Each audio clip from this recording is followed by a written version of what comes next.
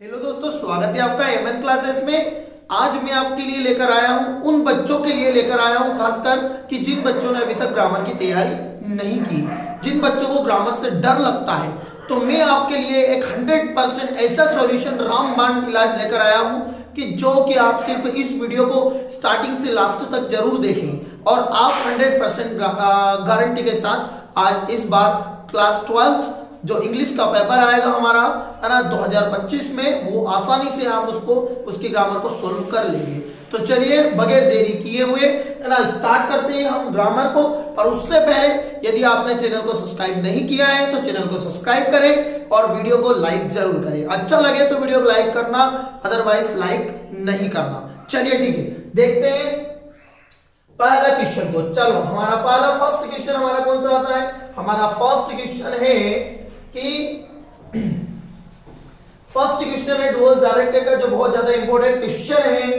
तो पहला हमारा क्वेश्चन आता है कि if Ram does not act now और ही विल लॉस एवरीथिंग। हमें यूज किसका करना है? हमें यूज करना है अनलेस का। तो सिंपल सी बात है, जहां इफ दिखे वहां अनलेस लगाओ, जहां अनलेस दिखे वहां इफ लगाओ। तो आपने यहां पर इफ को हटाया, यहां लगा दिया आपने अनलेस।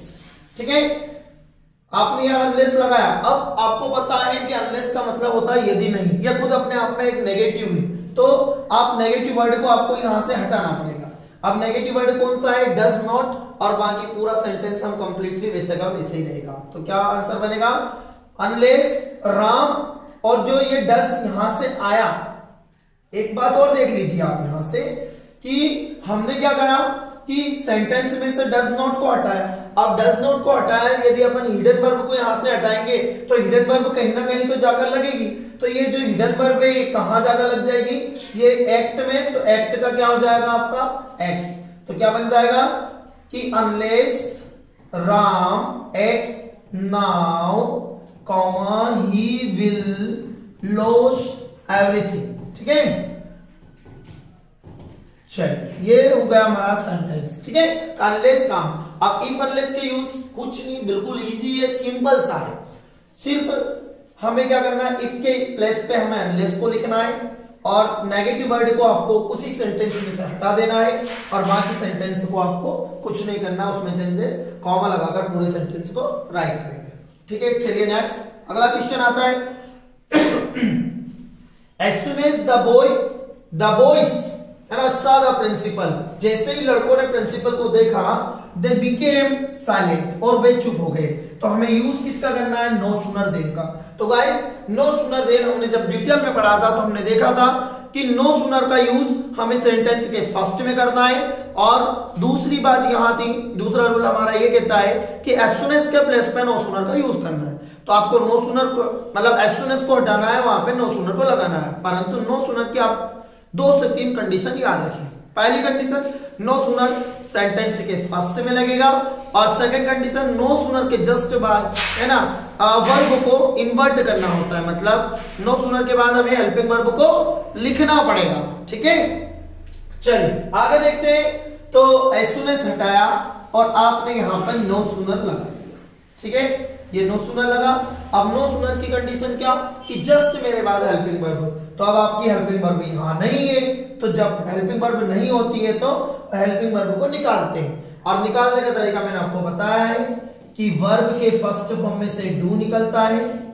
यदि वर्ब में एस, ईएस या आईएस होता है तो उसमें से डज निकलता है। और वर्ब के है ना उसमें से क्या निकलेगा आपका? ये इसमें से आपका डज निकलेगा है ना, और वर्ब के सेकंड फॉर्म में से आपका डिड निकलेगा। ठीक है, तो आपको पता है यहां पे हम क्या लिखेंगे? वर्ब का हमारा सा कौन सा फॉर्म है? सेकंड फॉर्म, इसलिए हमने क्या निकाला इसमें? डिड। फिर हमने लिखा यहां पर द बॉयज। ठीक है, क्या आ जाएगा? The boys. फिर अपना बचेगा क्या? सी ओनली। क्यों? क्योंकि इसमें से डिड निकाल दिया तो वर्ब का फर्स्ट फॉर्म बचेगा सी द प्रिंसिपल। ठीक है, और दोनों सेंटेंस के बीच में देन लगा दिए। जहां कॉमा लगेगा वहां देन लगाकर जो नेक्स्ट सेंटेंस आएगा है ना, उसके बाद जो सेंटेंस आएगा वो पूरा का पूरा कॉपी करेंगे, सेम कॉपी करेंगे है ना। क्या बचा है? दे बिकेम साइलेंट, दे बिकेम साइलेंट। ठीक है, ये देखिए ये बन गया सेंटेंस। ठीक है। तो no sooner did the boys see the principal और देन दे बिकेम साइलेंट। क्या होगा नो सूनर? नो सूनर पहले लगाना है आपको और उसके बाद हेल्पिंग वर्ब को लिखना है। यदि हेल्पिंग वर्ब नहीं है तो मेन वर्ब में से हेल्पिंग वर्ब को निकालकर आपको इस तरीके से लिख देना है। ठीक है, चलिए 101% क्वेश्चन आपके यही आएंगे। ठीक है, ग्रामेटिकल में देखो तो अब आपको ये वीडियो देखने के बाद आपको ग्रामर बिल्कुल आसान लगने लग जाएगी। ठीक है, चलिए देखिए नेक्स्ट अगला क्वेश्चन, उसका अगला सेंटेंस आता है हमारा। नेक्स्ट सेंटेंस में क्या कहता है कि इसको रीअरेंज करना है अपने को। अब रीअरेंज द सेंटेंस, सेंटेंस को रीअरेंज करना। तो सबसे पहले सेंटेंस में क्या देखा आपने? Question mark. तो डेफिनेटली ये इंट्रोगेटिव सेंटेंस है या तो फिर डब्ल्यूएच सेंटेंस है। तो आपने यहाँ पे देखा हाउ मेनी, तो डेफिनेटली ये कौन सा सेंटेंस है? WH sentence. तो सबसे पहले क्या कर दिया आपने? How many. अब हाउ मेनी की कंडीशन क्या बनती है कि हाउ मेनी के जस्ट बाद हमें हेल्पिंग वर्ब को नहीं लिखना रहता है, ऑब्जेक्ट को लिखना रहता है। तो हमारे पास ऑब्जेक्ट कौन है? हमारे पास ऑब्जेक्ट है पेंच। ठीक है, तो हमें लिखना पड़ेगा यहाँ पे पेचेस। उसके बाद आती है आपकी हेल्पिंग वर्ब। तो हेल्पिंग वर्ब क्या बन रही है आपकी यहाँ पे? आर। ठीक है, तो हाउ मेनी पेजेस आर, फिर आपको सब्जेक्ट लिखना पड़ेगा। सब्जेक्ट में क्या आ रहा है आपका? देयर। तो how many pages are there, फिर बचा अपने पास इन दिस बुक। तो आप लिख सकते हो इन, है ना, दिस बुक। और लास्ट में आपका क्या लग जाएगा? क्वेश्चन। ठीक है, तो how many pages are there in this book. यदि इस टाइप का सेंटेंस आता है आपके पास रीअरेंज करने के लिए तो आपको कुछ नहीं करना है, सिंपल सा sentence one by one, step by step आपको उसको बनाते चलना है कि सबसे पहले helping verb, main verb, subject क्या आ रहा है, सारी चीजें। चलिए नेक्स्ट अगला सेंटेंस देखते हैं। ही इज टू वीक, है ना, he is so weak that he can not, है ना, वर्क एनीमोर। किसका यूज करना है आपको? टू टू का। तो सिंपल है टू टू का यूज। सबसे पहले तो जहां क्या आया, देखो जहां सो आया वहां पर आपको TOO लगाना है। ठीक है, और दैट के प्लेस पे क्या लगाना है? टू। परंतु आपको मैंने बताया था कि जो छोटा वाला टू होता है सिंपल, इस टू के बाद इसकी कंडीशन क्या बनती है? ये नॉन फाइनाइट क्लोज की जैसे बनता है कि इसके बाद सिर्फ वर्ब का फर्स्ट फॉर्म लिखना पड़ता है और इसके बीच में जो भी चीजें आती है सारी चीजों को हटा दिया जाता है। तो आपके पास दैट तो हटाएंगे, उसके प्लेस पे लगाए, तो आपको ही कैन नॉट भी हटाना पड़ेगा आपको। तो बचा क्या आपका? Work any more. तो ये करेक्ट सेंटेंस बन गया। क्या बन गया? कि ही इज, है ना, ही इज टू वीक और टू वर्क एनी मोर, कि वो इतना कमजोर है कि वो कुछ भी नहीं कर सकता। ठीक है, चलिए अगला सेंटेंस, फिफ्थ सेंटेंस देखते हैं कि he saves money so that he may buy a car. Rewrite the using non finite. देखो non finite to infinitive sentence same ही होता है, कंजक्शन दोनों में ही दैट लगता है। चलिए इस सेंटेंस को देखते हैं। तो इसका आंसर बनेगा ही सेव्स मनी। ठीक है, आपको यहां से सो दैट हटाना है, इसके प्लेस पे टू लगाना है। और जस्ट बिफोर अभी मैंने बताया करंट में कि जब भी ये टू लगता है तो इसके साथ वर्ब का फर्स्ट फॉर्म लिखा जाता है और इसके बीच में जो भी चीजें होती है वो हटा देते हैं। तो आपको यहाँ पे ही भी हटेगा, मे भी हटेगा। इसके बाद वर्ब का फर्स्ट फॉर्म क्या है आपके पास? बाय का। ये बनता सेंटेंस, बिल्कुल सिंपल सेंटेंस। ठीक है, तो ही सेव्स मनी, वहां पैसे बचाता है, टू बाय ए कार, है ना, कार को खरीदने के लिए। ठीक है, सेंटेंस को वीडियो को रोक कर आप देख सकते हो और सेंटेंस को अच्छे से कर सकते हो। ठीक है, यही कुछ सेंटेंस आपको अभी एग्जाम में इनमें से ही मिलेंगे 100%, और इसी टाइप के सेंटेंस आपको एग्जाम में आते हैं। चलिए नेक्स्ट अगला सेंटेंस देखें। अब नेक्स्ट सेंटेंस आता है हमारा, नेक्स्ट क्या कहता है कि चेंज टू कॉम्प्लेक्स सेंटेंस। तो कॉम्प्लेक्स सेंटेंस कैसे चेंज करेंगे भैया? कॉम्प्लेक्स सेंटेंस भी so that, to to, if unless, यही होता है कॉम्प्लेक्स सेंटेंस भी। तो इसमें आपका है टू टू का यूज, है ना, तो आपने किसका यूज करना है? सो दैट का सिंपल सा है। तो क्या करेंगे? ही इज, इस टू के प्लेस पे अपन ने लगा दिया सो, फिर लिखा अपन ने पुअर, इस टू की जगह पर लगा दिया दैट। अब क्या होगा कि अब इस टू को अपन ने लगाया था तो डेफिनेटली यहां से कुछ ना कुछ हटा था, मतलब सब्जेक्ट और कैन नॉट या कुड नॉट हटा था। तो आपको कुछ नहीं करना है, सिंपल सी बात है, जो सब्जेक्ट यहां पर है और वही सब्जेक्ट आपको यहां पर कॉपी कर देना है। ठीक है, यहाँ ही है तो यहाँ ही कर देंगे। यदि यहाँ पर इज हमारे तो यहाँ पे हम किसका यूज करेंगे? कैन नॉट का यूज करेंगे। ठीक है, और बचा क्या? पे, है ना, हीज और फीस। ये बन गया, ठीक है। ऐसा हम लिख सकते हैं बिल्कुल कि he is so poor that he can not पे हिज फीस। अब जो सब्जेक्ट हमारा यहाँ था वही सब्जेक्ट हमने यहाँ लिखा। अब यहाँ पे इज मार था इसलिए कैन नॉट लगाया, और यदि आवाज भर होता तो हम यहाँ वुड नॉट लगाते हैं, ठीक है। और यदि बाय चांस ये यहाँ पर किसी वस्तु का यूज होता है, जैसे बाय चांस कोई वस्तु होती है ना, कोई थिंग है, तो उसके लिए भी लीसी नहीं लगेगा, उसके लिए क्या लगेगा, इट लगेगा, ठीक है। क्या लगेगा, इट।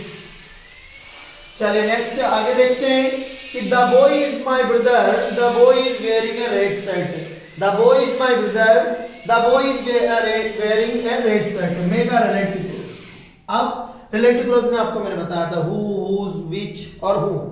और यदि रिलेटिव क्लोज आपको डिटेल में पढ़ना है तो हमारा पुराना वीडियो डला हुआ है, उस वीडियो को आप देख सकते हो। रिलेटिव क्लोज को बिल्कुल डिटेल में है ना सीख सकते हो। आपको वो रिलेटिव क्लोज का जो वीडियो है किसी भी यूट्यूब पर नहीं मिलेगा अपने चैनल के अलावा। तो the boy is my brother, the boy is wearing a red cap. तो आपको कुछ नहीं करना है, यहाँ दोनों सेंटेंस के सब्जेक्ट में आपको सेम मिल रहे हैं, है ना। द बॉय किसी व्यक्ति को बता रहा है, तो आपको क्या करना है, जब किसी व्यक्ति को बता रहा है ना, तो आपको यहाँ पे प्रोनाउन यूज करते हैं। यदि बाय चांस द बॉय के लिए यहाँ ही होता तो आपको क्या करना है कि ये वाला सेंटेंस आपका सबऑर्डिनेट रहेगा और ये आपका प्रिंसिपल रहेगा। तो आपको क्या करना है कि दोनों में से कॉमन लेना है। उसके बाद लड़का है इसलिए आप हु लगा सकते हो, तो यहाँ पे कंजक्शन हु लगाएंगे। उसके बाद संपूर्ण सबऑर्डिनेट क्लोज को लिखा जाता है, तो वेयरिंग ए रेड शर्ट, ठीक है। और ऊपर सेंटेंस में से क्या बता रहा था, इज माय ब्रदर, तो is my brother. Only simple साधारण सेंटेंस कि द बॉय हु, लड़का जो है ना रेड शर्ट पहने हुए हैं वो मेरा भाई है। सिंपल सा सेंटेंस आसानी से कर सकते हैं। आपको यदि रिलेटिव क्लोज नहीं आता तो भी आप कुछ बार को सेंटेंस को देखोगे तो आसानी से आप सेंटेंस को बना लोगे, ठीक है।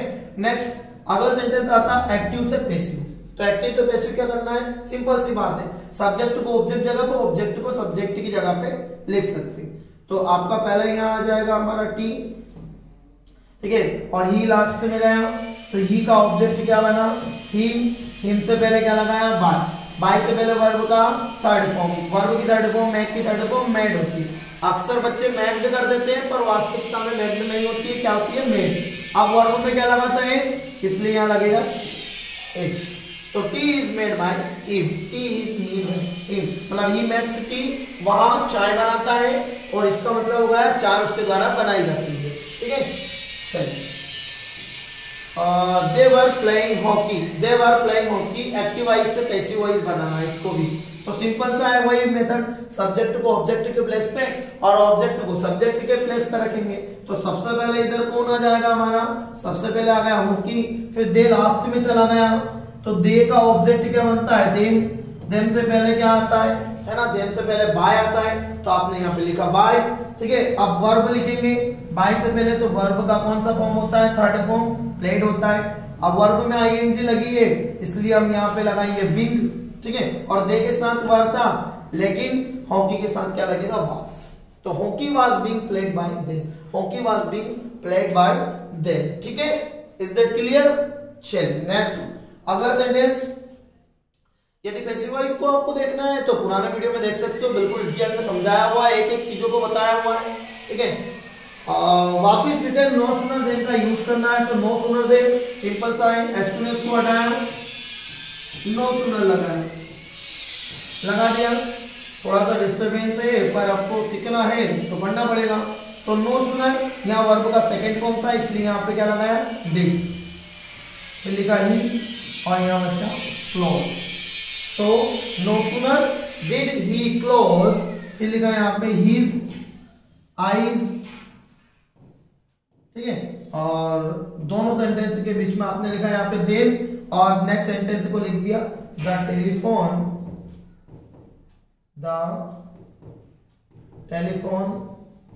रैंक, ये बन गया, ठीक है।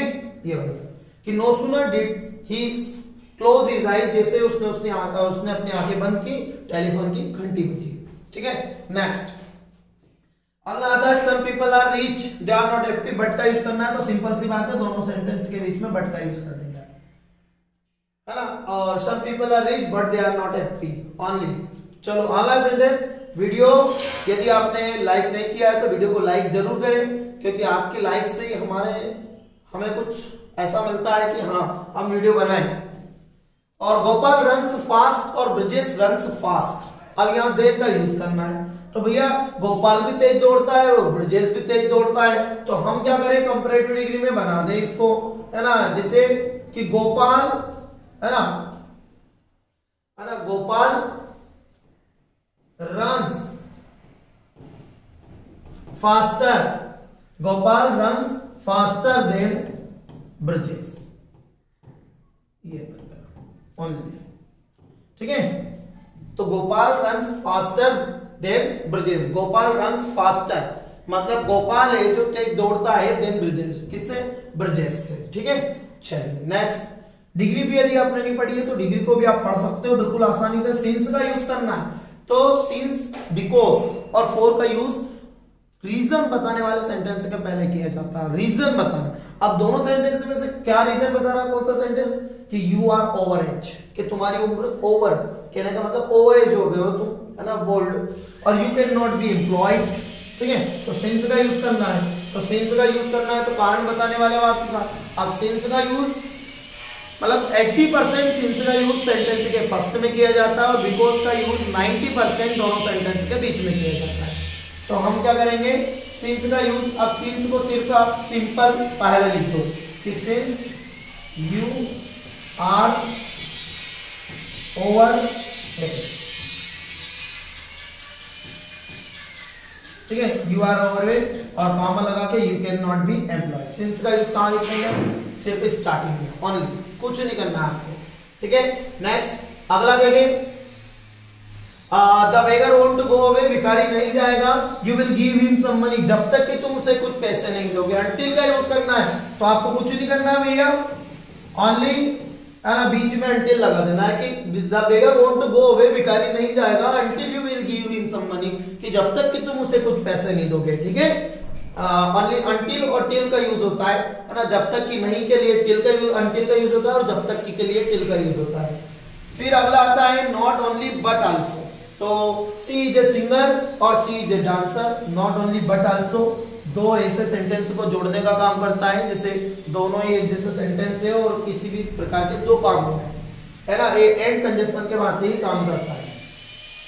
तो जब दोनों सेंटेंस के सब्जेक्ट अलग अलग एक जैसे हो और ऑब्जेक्ट अलग अलग हो, तो आप नॉट ओनली का यूज सेंटेंस के पहले भी कर सकते हैं, है ना, और मेन वर्ब के पहले भी कर सकते हैं। तो आप लिख सकते हो कि she is not only a singer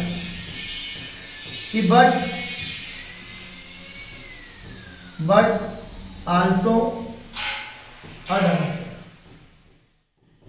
ठीक है, ये she is not only a singer but also dancer, कि वहां सिर्फ सिंगर ही नहीं है ना, बल्कि डांसर भी है। चलिए नेक्स्ट अगला सेंटेंस, बहुत एंड का यूज करना है, तो सुनील स्पीक्स इंग्लिश वेल और his friend speaks English well. Sunil अच्छी इंग्लिश बोलता है और उसका दोस्त भी अच्छी इंग्लिश बोलता है। ठीक है, तो बहुत एंड का यूज करना है, तो आप बहुत एंड का यूज कर सकते हो। देखो, तो सबसे पहले आप बोथ का यूज करो, फिर लिखो आप सुनील, है ना, और फिर लगाओ आप एंड, और फिर लिखो हिज फ्रेंड्स, हिज फ्रेंड। ठीक है, अब दोनों सेंटेंस के सब्जेक्ट एक हो गए, तो यहाँ स्पीक्स नहीं आएगा, स्पीक आएगा। क्यों? क्योंकि ये सिंगुलर थे, लेकिन अब कौन हो गया, बोथ लग गया, तो प्लूरल वर्ब आएगी। तो सुनील एंड हिज फ्रेंड कितने हो गए, दो, तो स्पीक यहाँ लिखना पड़ेगा हमें इंग्लिश में, इंग्लिश ये बन गया।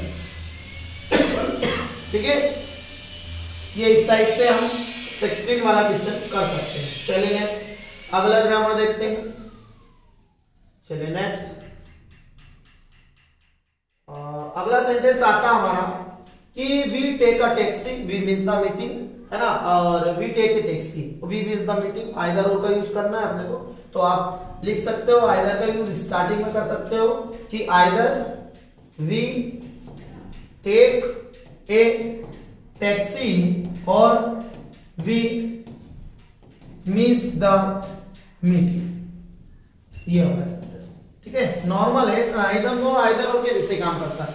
बस ये है कि नाइदर नो किसी दो नेगेटिव सेंटेंस में यूज होता है और आइदर और का यूज है ना किसी दो पॉजिटिव सेंटेंस में। और पॉजिटिव नेगेटिव कुछ नहीं होता उसमें, पर ये है कि आइदर और का यूज किसी दो विकल्प में से किसी एक विकल्प को सिलेक्ट करने के लिए यूज होता है और किसी ऑप्शन में से किसी ऑप्शन को सिलेक्ट करने के लिए। ठीक है, उसमें आइदर और का यूज करते हैं। अब नेक्स्ट अगला आ गया रिलेटिव क्लोज। वापिस रिलेटिव क्लोज आया, देखो है ना, क्लोज बहुत ज्यादा कठिन है ना, यदि आपने नहीं पढ़े तो, और पढ़े हैं तो आपको बिल्कुल इजी लगेंगे। और यदि आपने क्लोज नहीं पढ़े हैं तो पुराने वीडियो एक पूरी की पूरी वीडियो डली हुई है, 2-3 रिलेटिव क्लोज की, 3-4 वीडियो डली हुई है नाउन क्लोज की, जो बिल्कुल डिटेल में समझाए गए हैं आपको। एक प्ले लिस्ट भी बनी हुई है, उसमें सारी ग्रामर आपको मिल जाएगी। और यदि चैनल को सब्सक्राइब नहीं किया है तो चैनल को सब्सक्राइब जरूर करें, है ना। क्या है, A1 क्लासेस, A1 क्लासेस, ठीक है, A1 क्लासेस का पेपर।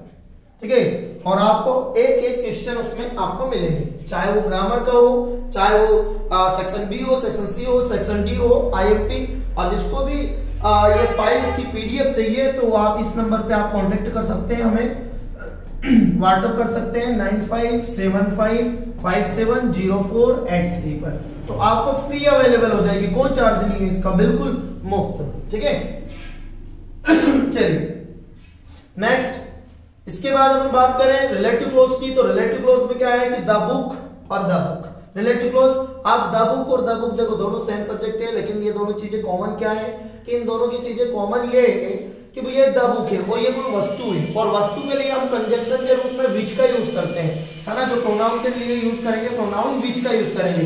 तो सबसे पहले हमने क्या लिखा, द बुक लिखा, उसके बाद कंजक्शन क्या लगाया हमने, विच लगाया। ठीक है, और उसके बाद हम लिखेंगे सबऑर्डिनेट क्लोज को, यहां लिखेंगे हैज ए, है ना, ए न्यू कवर।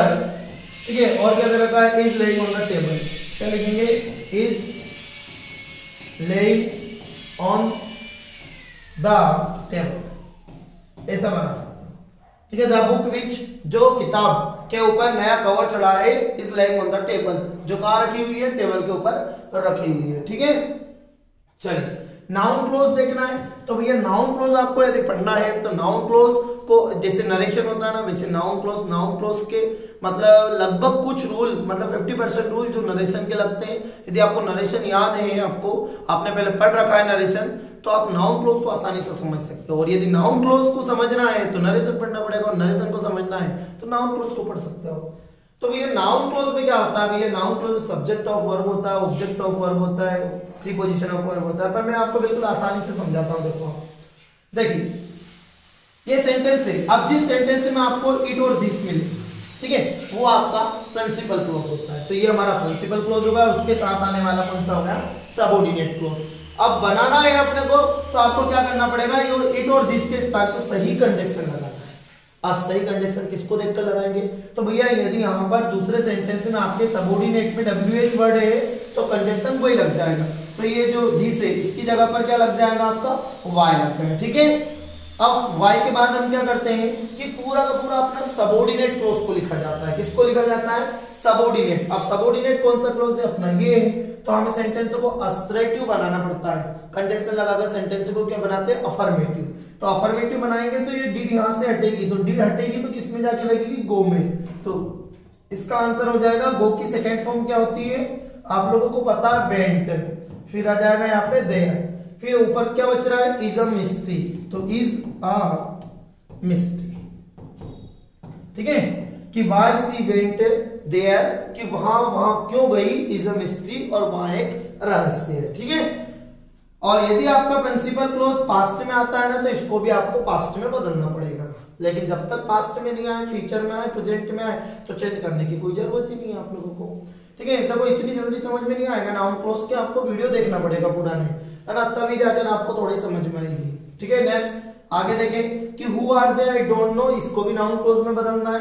तो सबसे पहले लिखेंगे हम आई डोंट नो। ठीक है, मैं नहीं जानता, जो WH वर्ड है वही कंजक्शन के रूप में लगा देंगे। और हु आर दे, तो देखो जिस सेंटेंस में हु लगा रहता है आपको पता है उसमें सब्जेक्ट नहीं होता, बट ऑब्जेक्ट तो होता है। तो जो आर है वो कहाँ चला जाएगा, दे के बाद चला जाएगा। तो यहाँ दे आर हो जाएगा और लास्ट में फुल स्टॉप लग जाएगा कि I don't know who they are, मैं नहीं जानता वे कौन है। ठीक है, इतना समझ में आया? तो ये वीडियो आपको अच्छी लगेगी और ये मान के चलो कि आपको बहुत सारे क्वेश्चन, आपको जो सेंटेंस है इसमें डेफिनेटली आपको फंसने वाले हैं। और यदि पीडीएफ चाहिए आपको तो इस वाले नंबर पे या इस वाले नंबर पे आप कांटेक्ट कर सकते हैं, व्हाट्सएप कर सकते हैं और जिसमें आपको पीडीएफ मिल जाएगी। या फिर हमारे जो इंस्टाग्राम चैनल है उसको भी आप फॉलो कर सकते हो। इंस्टाग्राम हमारा जो चैनल है वो ऑफिशियल A1 क्लासेस है। क्या नाम है? Official A1 classes, official A1 classes के नाम से। ठीक है, इस वाले चैनल को भी आप फॉलो करके हर एक चीज, हर एक जानकारी आप यहां से ले सकते हो। ठीक है, चलिए अगला सेंटेंस देखते हैं। इनडायरेक्ट स्पीच का सेंटेंस बनेगा हमारा। तो इनडायरेक्ट स्पीच का सेंटेंस क्या बनेगा? तो ही, देखो तो ही का ही आ जाएगा और शेड का शेड रहेगा।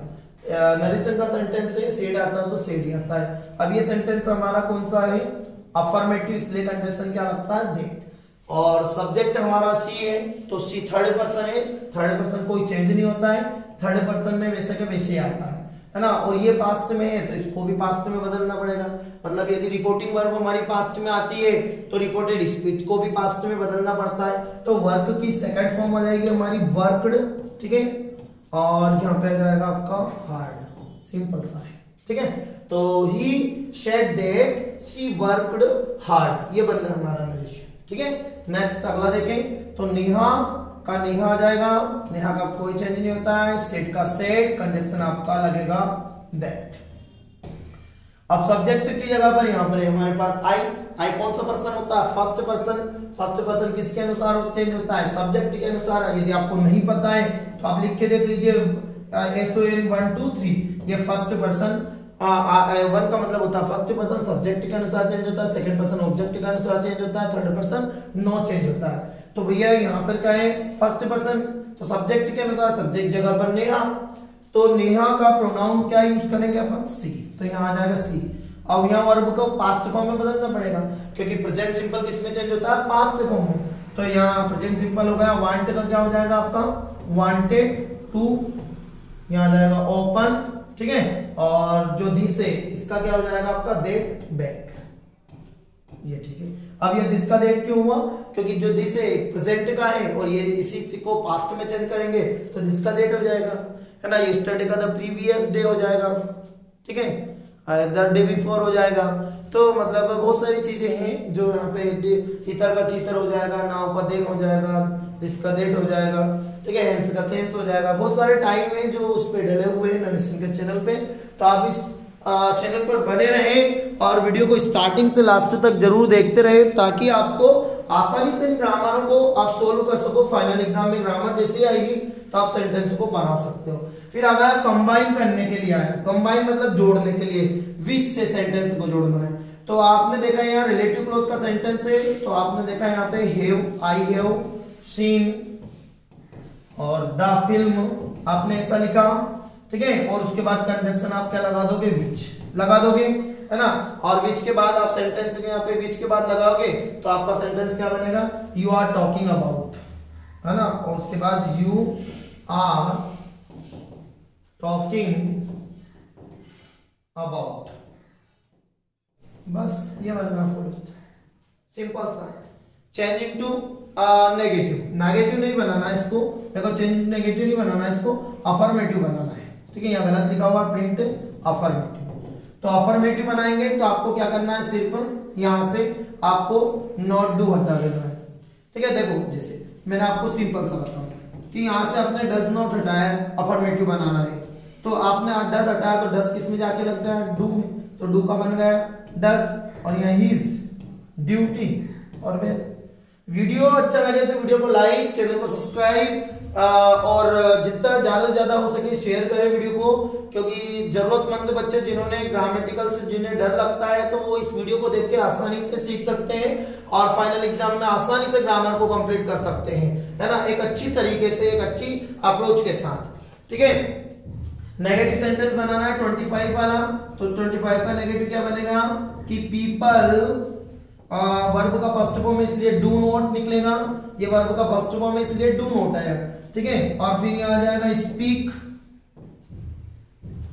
स्पीक इंग्लिश, ठीक है। और all over the world, all over the world, ये बनेगा कि people do not speak English all over the world, ये बन गया सेंटेंस, ठीक है। और बाकी की जो वीडियो थोड़ा लंबा बन जाएगा, इस कारण से जो अगले वीडियो की जो कुछ वर्ड हैं, है ना, जो बचे हुए हमारे सेंटेंस, ये हम अगले वीडियो में कवर करेंगे, ठीक है। वीडियो अच्छा लगे तो वीडियो को लाइक और चैनल को सब्सक्राइब करें, है ना, और कुछ जो जरूरतमंद बच्चे हैं उन बच्चों के पास पहुंचाएं। और इसी तरीके से ग्रामेटिक की वीडियो, सेक्शन बी की वीडियो, सेक्शन डी की वीडियो, कुछ इंपॉर्टेंट क्वेश्चन अभी निकलने वाले हैं, और आप वीडियो पर बने रहें, चैनल पर बने रहें और आइकन बेल को दबाएं ताकि नए नए नोटिफिकेशन आपके पास पहुंच सके, जैसे कुछ डले तो आपके पास पहुंच सके। जय हिंद, जय भारत, थैंक यू।